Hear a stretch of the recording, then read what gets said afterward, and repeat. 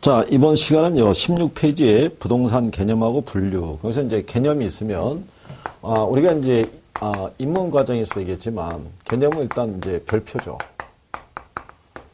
네, 시험상에서.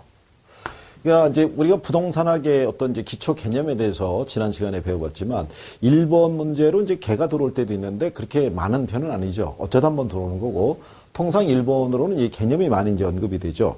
그래서 이 개념에 대한 거를 우리가 분류하게 되면요. 이 개념이 복합 개념으로 우리가 구분할 수 있더라.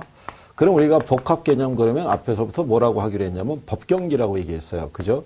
그래서 얘가 보면 기술적 개념으로도 이렇게 나눌 수가 있고요. 경제적 개념으로도. 물론 이제 기술적 개념을 물리적 개념이라고 표현할 때도 있어요. 그리고 법률적인 개념. 이렇게 했을 때 여기 있는 기술적하고 경제적 개념은요. 종류 정도 구별할 수 있으시면 돼요. 그래서 얘가 공간, 자연, 환경, 위치. 경제적인 거는 자산, 자본, 그 다음에 생산 요소, 상품, 소비재. 자, 요거 두 가지는요, 제가 매년 강의할 때마다 학생분들에게 언급해 드리는데, 이게 실상은 이 기본적인 개념이 다 틀리죠, 얘네들이. 그래서 얘네를 이제 구분하는 거를 출제를 하는데, 이거를 최근에 27회에서도 이걸 또 출제한 거예요. 간단하게. 그죠? 예. 섞어줘서 그냥 구별만 할 수 있으면 이제 문제를 맞출 수 있도록 그렇게 해도 이제 출제를 하는 거기 때문에 그래서 여러분들에게 요 관계 정도는 정리를 해 두시는 게 낫다. 이제 이렇게 말씀을 드리는 거죠. 그래서 이제 이런 개념에 대한 관계를, 여러분들이 이제 구별할 수 있는 것은, 32페이지를 한번 가보시면, 32페이지. 그죠? 가면은 이제 거기 문제 3번이 있어요. 3번. 예. 부동산 개념에 관한 설명으로 틀린 거 그랬을 때, 자, 답이 3번인데, 3번에 가면 기술적 개념의 부동산이 생산 요소, 자산, 공간, 자연 등을 의미한다. 이렇게 돼 있죠? 그러니까 이거는 제목만 갖고 물어본 거죠. 제목만. 그죠? 예. 그러니까 여기 있는 대로 자산 이렇게 들어가면은 다 경제적이죠. 그죠? 공간, 환경 이런 거 들어간 데는 다 기술적 개념이라는 거. 그래서 우리가 요게 이렇게 중국의 사상가인 공자가 바라본 경치라는 의미에서 공자 경치 이렇게 해서 묶었고요. 경제적 개념이니까 앞에 자자가 두 개 중복이 되는 거는 빼고요. 요거는 지명상에서 3번에서 생산한 상품을 소비한다. 이런 개념으로 해서 경제적 개념은 이렇게 분류하는 게 필요하다는 거. 그 다음에 이제 법률적 관계는요, 이거는 이제 협의의 부동산이라고도 얘기를 하고요. 광의 부동산이라고 하는데, 협의의 부동산에서는요, 뭐를 이제 구별하시면 되냐면, 얘는 협의의 부동산이라고도 표현하고요. 그 다음에 협의라는 건 좁은 의미죠. 좁은 의미의 부동산. 또, 이 개념은 민법상의 부동산이라는 거죠. 이거를 우리가 토지 및 그 정착물이다. 이렇게 얘기한다는 거. 그러면 여기서의 표현은 세 가지를 쓸 수 있다는 얘기죠. 협의의 부동산이란 토지 및 그 정착물을 말한다. 좁은 의미의 부동산이란 토지 및 그 정착물을 말한다. 민법상 부동산이란 토지 및 그 정착물을 말한다. 이렇게 제목을 이런 식으로 해서 세 가지로 표현할 수 있다는 것도 구별을 해 주시는 게 필요하겠죠. 그러면 이제 요거는 법률적 개념에 대한 것도 있죠. 17페이지 하단에 있죠. 법률적 개념 협의의 부동산, 보통 민법상에서 정의한 개념을 말한다라고 이렇게 언급이 되어 있는데 그 관계에서 표현을 이렇게 세 가지로 할 수 있다는 것을 이제 기억을 해 주시면 되겠죠. 그러면 18페이지에 가면 이제 이 협의의 부동산에서 토지 및 정착물이 있을 때, 자, 토지에 대한 부분이 주어져 있죠. 그래서 우리나라 민법에서는 토지 소유권이 미치는 범위는 무한대로 인정해 주진 않고요. 정당한 이익이 있는 범위 내에서 토지의 상하에 미친다라고 규정하고 있고요. 또 토지 소유권의 범위라는 것은 3차원 공간을 얘기를 하죠. 그러니까 3차원 공간이라는 거는 지구의 단면을 이렇게 잘라봤을 때 수평이 있고, 그 다음에 공중이 있고, 그 다음에 이렇게 지하가 있을 때, 요 3차원 공간에 미치는 이제 토지 소유권의 범위를 얘기하는데, 다만 이제 우리 민법상에서는 굵은 글씨로 돼 있죠. 광업권에 객체가 되고 있는 미채굴 광물이나 지정된 항공권에 대해서는 영향을 미치지 못하는 거죠. 그러니까 이 위에도 공적인 공중권으로 항공로로 쓰이는 부분에서는 토지 소유권자의 권리가 미치지 않고, 지하에 대해서도 미채굴 광물에 대해서는 토지 소유권자의 권리가 인정이 된다, 안 된다? 안 된다는 거는 꼭 기억을 해 두셔야 돼요. 그래서 거기다 이렇게 밑줄 쳐놓고 정리해 두시면 되겠고요. 그 다음에 이제 그 밑에 가면 정착물이라고 이렇게 돼 있죠. 이 정착물에 가게 되면요. 우리 민법에서 독립된 물건으로, 토지하고는 독립된 별개의 어떤 등기를 통해서 별개의 독립된 물건으로 취급한 애들이 있죠. 대표적인 애들이 이제 건물. 얘 말고도 거기에 박스로 정리해놨죠. 건물이 있고, 수목이 있고, 미분리과실, 농작물, 이런 것들이 다 포함이 된다는 거예요. 그래서 요거를 이제 민법에서도 아마 이 기본적인 걸 배우실 텐데, 요 정도는 기본으로 구별을 해 주셔야 되겠고요. 토지의 일부로 우리가 간주되는 것은 뭐 도로라든가 담장이라든가 이런 애들은 그냥 토지의 일부로 우리가 간주하고 있다는 거.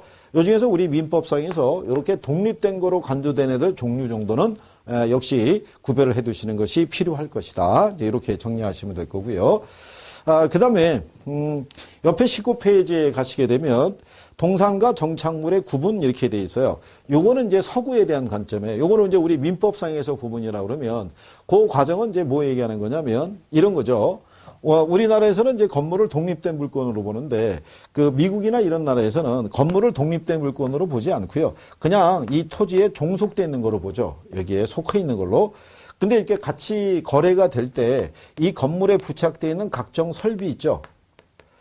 예. 요게 이제 거래 대상에 포함이 되느냐 아니냐는 이제 구별할 수 있어야 된다는 얘기죠. 그러니까 예를 들어서 여러분 집에 설치되어 있는 에어컨이 있으면 이사 갈 때 두고 가세요? 뛰어가세요? 그거 뛰어갈 거 아니에요. 그럼 그건 이제 중개 대상물이 아니라는 거죠. 그거를 중개업자가 알아야지만 매도자가 매수자 간에 분쟁이 발생하지 않겠죠. 그래서 이제 그거를 우리가 이제 정착물이라고 여기서 얘기하는 거죠. 그래서 여기는 아는 것처럼 여러분들이 보시게 되면 정착물이라는 것은 이게 지금 19페이지 박스 밑에 그 동산과 정착물의 구분 고기하고 있는 거죠. 자, 분리된 동산이나 그 부동산에 부착되거나 연결됨으로써 정착물이 된 물건이죠. 그래서 일반적으로 이 정착물에 대한 관계에서는요. 얘가 이제 분리된 동산이라는 얘기죠. 근데 얘가 이동해서 부동산에 부착이 되거나 연결이 되면 성격이 이제 부동산으로 바뀌는 거죠. 그래서 대표적인 애가 이제 건축 재료상가 앞에 놓였을 때는 욕조가 분리된 동산인데 얘가 욕실에 부착이 딱 되면은 이게 이제 부동산으로 바뀌는 거죠. 우리가 왜냐하면 욕조는 쉽게 드러내는 게 아니니까. 그래서 이제 요걸 우리가 이제 정착물이라고 얘기를 하고요. 그러면 얘를 왜 우리가 이제 구분을 해줘야 되냐면 구분의 필요성은 이런 애들이 이제 중개의 대상이 되는지 예, 이거를 이제 확인하기 위해서 그렇다는 얘기죠. 그렇죠? 예. 그래서 얘네를 이제 구분하는 기준이 나와 있죠. 구분 기준에 보면 첫 번째 나오는 게 그거죠. 물건이 부동산에 부착되어 있는 방법이 있죠. 부착되어 있는 애를 갖다가 제거하는 거죠. 제거할 때 물리적 손상을 주면은 부동산으로 보는 거죠. 제거할 때. 여기 있는 욕조같이 제거할 때 물리적 손상이 발생한 애들은 다 정착물, 부동산으로 보는 거죠. 물리적인 손상이 발생하지 않는 애들은 일반적으로 동산으로 보는 거죠. 뭐 벽시계, 뭐 예를 들어서 달력, 뭐 이런 거 얘기하는 거죠. 그런데 물리적인 손상은 없더라도요. 기능적인 부분에서 손상이 발생하면 걔들도 우리가 역시 정착물로 보는 거죠. 인터폰이나 수도꼭지 같은 경우는 큰 손상 없이 제거가 가능하지만 걔네가 없으면 식수를 제공받기가 힘들거나 이런 문제가 발생할 수 있죠. 예, 그래서 그런 애들은 또 정착물로 얘기한다는 얘기죠. 그리고 이제 19페이지 그 밑에서 네 번째 줄에 보면 물건의 성격이 있죠. 움직이더라도 특정한 위치나 용도에 맞도록 설치가 되었으면 걔들도 정착물로 간주한다는 얘기죠. 그래서 뭐 주문형 창틀이나 커튼 뭐 이런 것도 있고요. 현관 열쇠라는 것은요. 민법에서 배우시겠지만 주물과 종물의 관계라고 보시면 되겠죠. 그렇죠? 여러분이 들고 다니는 열쇠라는 것은요. 여러분 집 자물쇠에만 맞도록 그게 고안이 된 거죠. 그렇죠? 그러면 주물인 자물쇠가 정착물이면 종물인 열쇠도 정착물이다. 뭐 이런 얘기가 될 거예요. 그다음에 이제 디귿에 가면은 물건을 설치한 의도죠. 어떤 의도로 설치했느냐? 그 얘기는 생활의 편의를 위해서 설치했으면 뭐라고 봐야겠어요?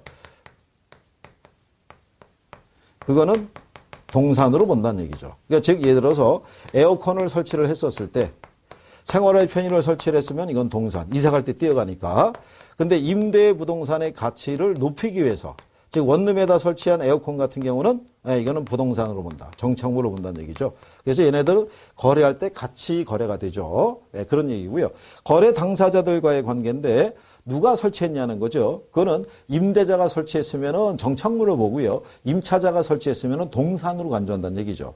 그러니까 우리가 새를 살 때 생활의 편의를 위해서 커튼이나 블라인드 같은 거 우리가 설치할 수 있잖아요. 근데 그 이상하면 이제 뛰어가죠. 그래서 임차자 정착물은 동산으로 간주한다. 기본적으로 그 정도까지 체킹해 두시면 되겠고. 그 다음에 이제 그 밑에 가면 이제 광해 부동산이라고 있죠. 넓은 의미의 부동산이라고 돼 있어요. 그러면 이제 협의의 부동산의 관계가 이거라고 그러면 좀 아까 얘기한 것처럼 이제 광해 부동산이라는 것은요. 협의의 부동산에다가 준 또는 의제 부동산을 합한 개념이 돼요. 그러면 얘네들은요. 이 부동산에 준해서 취급한다는 얘기죠. 엄밀히 말하면 특수한 동산이다 이렇게 생각하시면 될 거예요. 그렇죠? 그래서 그 종류가 공장재단, 광업재단, 선박 다양하게 우리가 구성이 되어 있는데 그러니까 얘네들도 협의의 부동산인 토지와 건물과 마찬가지로 등기 또는 등록에 대한 공시수단을 갖추게 돼 있죠. 그럼 이거를 갖추게 되는 이유가 뭐냐면 얘네랑 마찬가지로 얘네들도 담보물로서의 가치를 갖게 하기 위해서죠. 그래서 얘네가 담보물로서의 가치를 갖게 된다는 것은 얘네가 감정평가의 대상도 돼요. 그래서 이 감정평가라는 게 부동산을 대상으로 하는 활동이기 때문에 얘네가 부동산학의 연구 대상에도 포함이 되더라. 이런 쪽으로 여러분들이 정리하시면 되겠죠. 그래서 지금은 그 종류에 대해서 다 뭐 정리하실 필요는 없는데 그래도 이제 거기 21페이지 중하단에 보면 단가로 이번에 특징이라고 있죠. 그래서 준부동산은 평가의 대상도 되고요. 저당권의 목적물이 되고 중개의 대상이 되기도 하더라. 그래서 나중에 여러분들이 감정평가에 가게 되면 얘네들은 어떤 방법에서 평가하는지를 우리가 기본적으로 구별해 둘 필요성은 있어요. 그래서 그렇게 구별하시면 되겠고 21페이지 그 하단의 박스에 보시면 용어가 이제 있어요. 그 용어에 보면은 자 복합 개념의 부동산 우리가 뭐 복합 개념 나오면은 뭐 얘기했다 그랬냐면 법경기. 그죠? 그래서 이 복합 개념의 부동산 이렇게 나오면